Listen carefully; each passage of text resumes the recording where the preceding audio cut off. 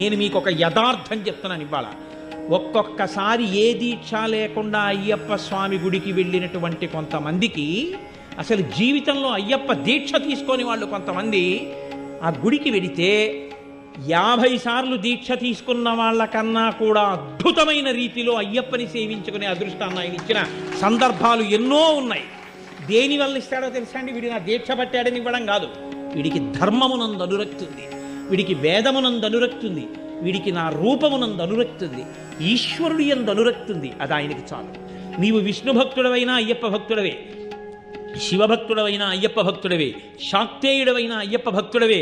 నువ్వు ఏ రూపాన్ని భక్తితో కొలిచి వేదాన్ని నమ్మి జీవించినా నువ్వు అయ్యప్పని చేరుకోగలవు. అది ఆయన గొప్పతనం.